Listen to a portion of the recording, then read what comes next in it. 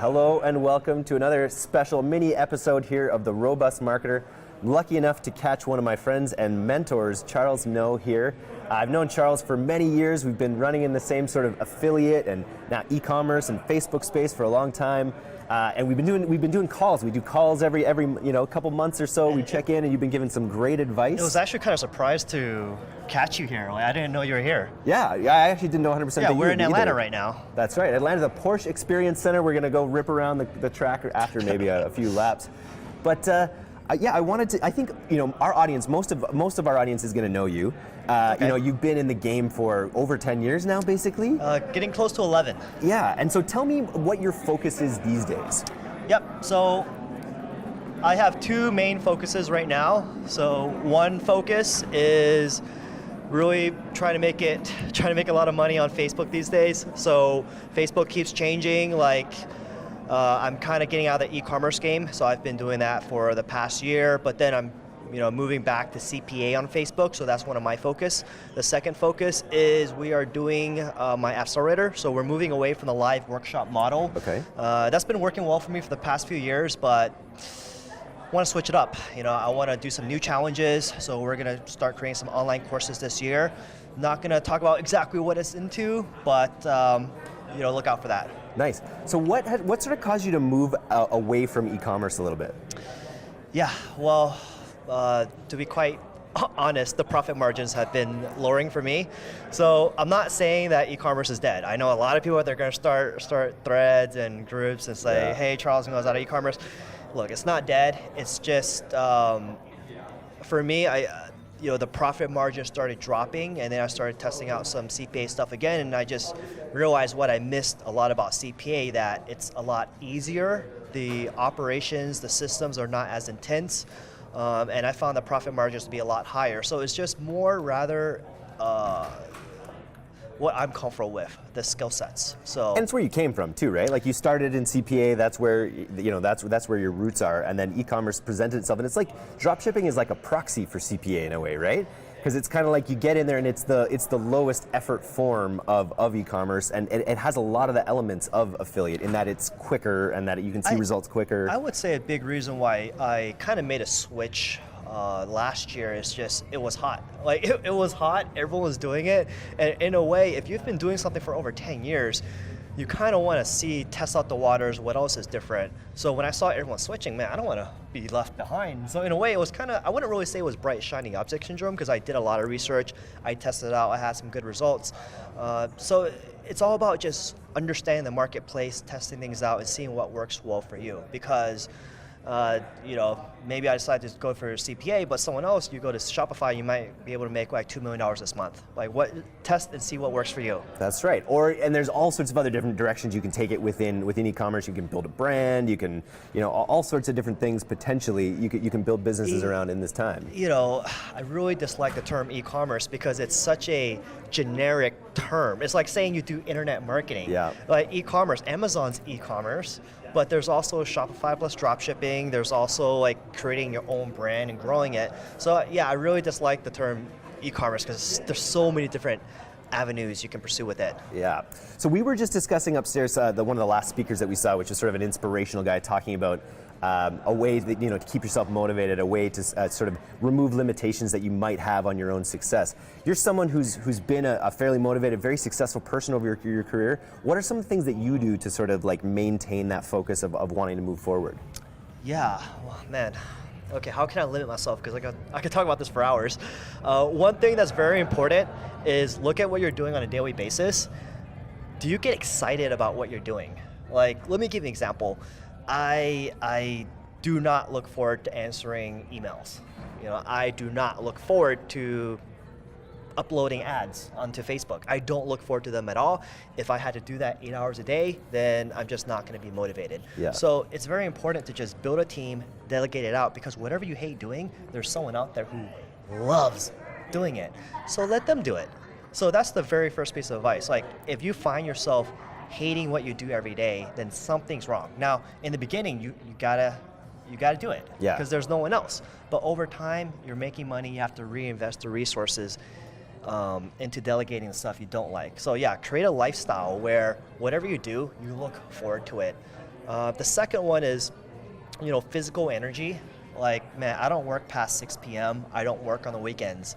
Now, I know a lot of people out there that hustle 24/7, and I'm a lazy bastard because I have these boundaries. But with me personally, it's like that racetrack out there. You guys ever watch race cars? If you keep driving around like NASCAR, the car's gonna burn out. That's why they always take a pit stop in the middle of the race. That's why they don't just keep going around and around and around. They always take a pit stop, change their tires, give the driver a rest. So with me, I take weekends off. That's my pit stop. And every time there's a new quarter, I take 2 days off. I go to the countryside because I live in New York City, man. There's like no grass. It's horrible. So I gotta go to the countryside. I just sit there. I just relax, recharge my energy. And my third and final tip, this is very important to me, is that as you move up through life, what motivates you is gonna change. Because when I was coming up in this space, when I was 22 years old, I'm gonna be brutally honest. I was motivated by fast cars and hot chicks. I'm not proud to admit it, but I was like, man, I wanted a Porsche, I wanted Ferraris. Yeah, there were some girls I liked, and they kind of like guys with money, so that was what really motivated me. And of course, want to help my family and all that stuff. But now, I have a girlfriend. I've had supercars before. So that stuff doesn't motivate me as much. So if I'm gonna stay motivated and take action on a daily basis, I have to find something else that motivates me. So these days, what motivates me is I really enjoy seeing other people succeed. So it's like sharing this advice. Let's say 100 people watch this video, and if that helps them, then that motivates me. And something else that helps me out a lot. 100? Come on, Charles. This is going to be like thousands. Thousands. Right? It's going to go viral. It's going to go viral for sure. And something else that really motivates me is just, man, I just love learning. So it's kind of like I just love learning. I love reading. I love taking courses. I still take courses myself.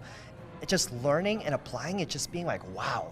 So that's how it works. So that's what really drives me. Like, if you told me this, like 22, like, man, yeah, work your ass off so you can help other people, I'd be like, screw that. Like, that's not enough for me to work 16 hours a day.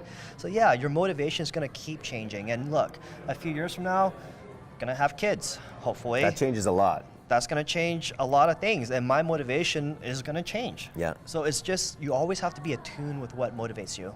It's really cool because you're as you mature too, like because you know that you want kids as part of one of the things that you're sort of put on, Boys only. Boys only. Yes. Good luck with that. But but you're building towards that as well. Like even the boundaries that you've put in place already with your weekends and your evenings, like that's going to be essential for being a father, right? It's like training wheels. Yeah, that's right. You got what do you got? A gecko? Do you got a dog, cat? I have a cat and a dog, yeah. Nice. Okay, good. That's definitely kids' training wheels for sure. Yep. But it does. Your perspective changes when you have that kid. When you realize your supercar becomes less of a thrill and more of like, oh well, that's actually kind of reckless for me potentially when I've got a kid I've got to worry about, or I don't know, not necessarily. Yeah. I'd take a supercar. Who am I kidding? Well, I wouldn't. I've already gone through my midlife crisis, so. Nice. So I wanted to ask you specifically, like what you said, so like in your day, you say you get rid of the things that you don't like. What are some of the things that you gravitate towards that you still really like doing in your business?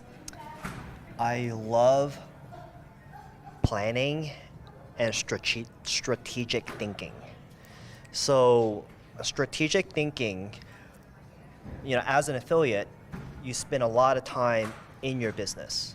You are uploading ads, you are spy tools, you are split testing, and all that's great. It's essential. But you have to take some time out.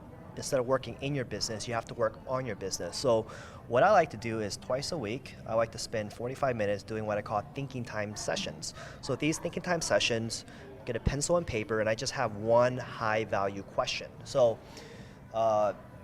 in affiliate marketing, this could be like, I just did one. How is GDRP going to affect my affiliate marketing campaigns? Mm-hmm. So I sat down there, I did some research, and I just thought, like, how will this affect things? Another great question is, for your biggest campaign right now, what are you doing right now that could cause a lawsuit? It's always good to check in on. Are you using endorsements that are not really real? Are you using fake comments? Are you getting way too aggressive? But you have to think about this stuff. These are uncomfortable questions, but you have to think about them so you can prevent bad stuff from happening in the future. Another thinking time question is, okay, I'm planning on selling courses in the future.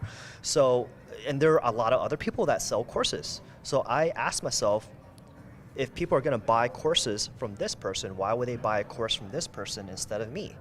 So it's, I think, and I'm really honest with myself, so that, hey, if they're buying a course from them because they have a money back guarantee and I don't, well, maybe I should add in a money back guarantee. Yeah. But if you're spending all day just split testing and spying tools and stuff, you're not looking at the strategy. So with me, I love thinking, I love planning, I love strategy. I think of even just when you and I went back and forth on some of the things that we're planning, and you wrote back this long email just nailing, okay, here are the issues you might have, this. Like, it really showed that level of strategic thinking that you took. You probably took 25 minutes to write that email at least. It took an hour. It took an hour, and I really appreciate it. And I think it's something that I'm trying to do more and more as well, because it is so easy to get caught up in the day-to-day. Well, it's just the way my mind works. Like, whenever I want to do something, I think about what are the roadblocks or the issues that will prevent this goal from happening. So if I'm about to catch a flight later, I haven't missed a flight in 5 years. Well That's done. because, I missed a flight once and I dealt with the pain from that. Yeah. But I sit down and I think, what could possibly go wrong? Well, the security line could be blah, blah, blah, or I could leave my laptop or something at home, or the traffic could be bad. So I account for all these things. I'm like, okay, now I have a checklist where I got to get here's my wallet, here's my cell phone. So you just have to look at these things, because an ounce of prevention is better than a pound of cure. It sounds like a proverb. I enjoy it. It is a proverb, yeah. So here's a question. You're a very polished individual. You're a very successful individual, but there's got to be things you still struggle with. What are some things that you sort of struggle with on a daily basis? I know our audience loves to hear, of these high-level professionals, and because everyone struggles. Yeah. A few struggles I have right now is, the first one for me is probably perfectionism. So I deal a lot with perfectionism. Like, for example, a lot of people have asked me why have I never released an online course. And the truth is perfectionism. Like, I'm worried about releasing something and it's not good enough, because I spend a lot of time building up my reputation. I care a lot about my reputation, delivering quality, making sure people are happy. So there's been a lot of great ideas that I haven't pursued yet because I have all these really high standards. So I know this, I am working towards this, but it is something that I do struggle with a lot. The second one is, whenever I have a great idea, I'm probably not taking action as fast as I can, because the downfall of being a strategic thinker is you can overanalyze, you can overplan things. Yep. So with me, it's like, hey, let's do this. I will sit down. I'm like, I start thinking, and I actually start overthinking. And then the third thing I'm struggling with is probably thinking bigger. So I have a very comfortable lifestyle now. So I teach affiliate marketing, I run some campaigns, I make pretty good money. But I know there's a next level. Yep. I know there's a next level. Like, I've never made 8 figures in a year. And I have all these friends who are more successful than me, and they're like, Charles, dude, you are smarter than me. Like, you have what it takes to get that level, but it's your mindset that's holding you back. So for me, it's like I'm trying to break through that next level, and I think a big part of it is just because I have attachment to my current lifestyle. Like, I do like my life. It's very comfortable. So for me and it's pretty much almost, there's no such thing as guaranteed money, but it's, pretty good money. So for me to go to the next level, it's substantial risk. I have to stop doing a lot of stuff that I'm doing to take that giant leap. So those are some of the things that I'm struggling with, and I'm sharing this with you guys because I know a lot of people, they see me, I'm so systematic, I've been doing this for so long, and it can be a little intimidating, but dude, I'm just a normal guy just like you guys are. Like, I deal with the same shit that everyone else deals with. you ever deal with imposter syndrome? This is something I've been talking about with a lot of my guests, actually. It's something I face, and especially in the teaching space. You know, you even though you help a lot of people, you create content that people love, you know, every time I get a message from people being like, oh, that really helped me, or I really like that, like, it's great to hear that. And you kind of need to hear it again and again, because it's easy to forget that the level of expertise you might have. Is it something you've ever dealt with? Yeah, a lot. So imposter syndrome means so it's very common. I think there's a statistic that 70% of people have imposter syndrome to some degree. At least, yeah. So imposter syndrome means you're in a position and you feel like you're a fake, you're an imposter. It fits with the fake it till you make it thing, I think, exactly. right? And it's like, but not many people really feel like they've made it. You know what I mean? Because there's always that next level. Sure. So with me, I'm known as like, you know, a top guy in affiliate marketing, like people refer to me like the encyclopedia of affiliate marketing. So I'll have some guys that are like, Charles, man, blah, blah, blah, blah. And this guy is making like $50,000 a day in profit running campaigns, asking me for advice. Now I've done that before, but I'm not, you know, exactly hitting that consistently on a normal level. So it's like, man, sometimes people ask me for advice where they're making more money than me and they're asking me for advice. And I'm like, you know, I do the best I can, but a lot of times it's like, dude, what they're doing is right. They just got to keep doing it. And I kind of feel like, well, what they needed from me is just because they respect me, they needed me to just give them a pat on the ass to let them know that they're in the right direction. But, you know, in my regards, because people have such high respect for me, they think like I'm fucking perfect. Like they think I meditate every single morning. I do my morning routine every single morning. Like, dude, I didn't meditate this morning. You know, I'm not perfect. I tried last night, I failed, but we'll give a daily affirmation to the audience. You're good enough, you're smart enough, and God darn it, people like you.